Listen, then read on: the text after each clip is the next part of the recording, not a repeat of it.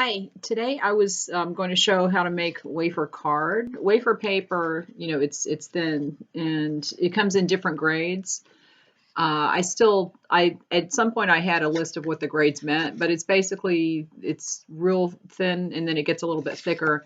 And I've seen people referring to wafer card, and I can't find it anywhere. I've seen listings for it online in a few places, but it's always sold out or you can't get it or whatever.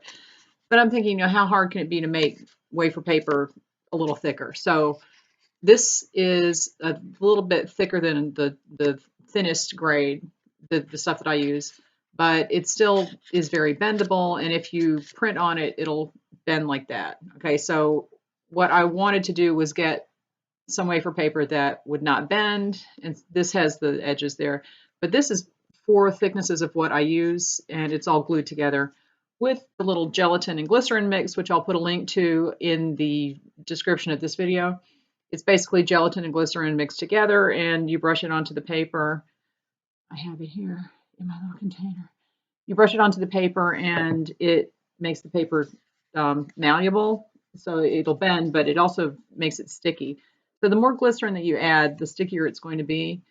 And what I'm going to do, all right, I have some on this paintbrush. It's not very much. I'm going to brush it onto this piece.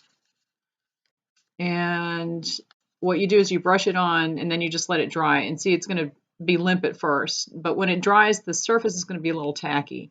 The recipe that I gave the link to is not as sticky as it could be. And if you want it to be stickier so that it'll stick together better, then just add a little more glycerin, because the more glycerin you add to it, the stickier it ends up being when it dries. So this would dry.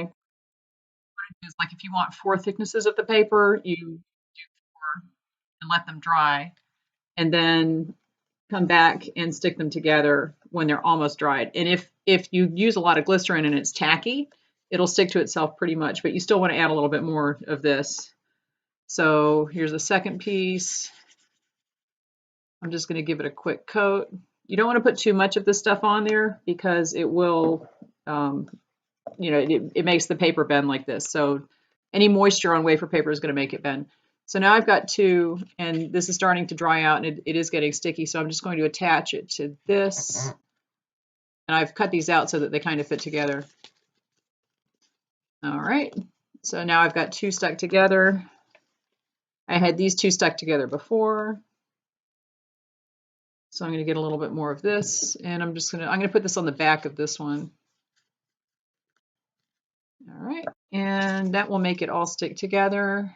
And now you have a piece that is 4 thicknesses thick. It's 4 pieces thick. And if you put too much moisture on this, it will buckle. So that's why you want to kind of let it dry out before you stick them together. And adding some more glycerin to the mix is good because you can let the whole thing dry out and it'll still be tacky and it'll stick together. So let this dry. If you want to put this between, like I've got these little silicone mats that I got at Walmart or something. I got these years ago, and they just are silicone baking mats to line your pans. You can put this in between like this. Oops. Fold it over and just press something on top of it so that it dries flat. And when you're done, you have this piece like that. So now this is thicker, and you could take this and actually, put a toothpick or something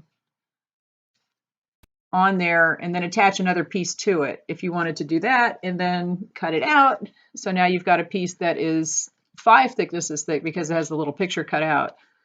But this was actually thick enough that I took the toothpick and inserted it between the picture and the card with the 4 thicknesses.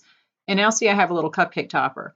So you could use this as a cake or cupcake topper because the card is thick enough that it's not going to bend and fall over.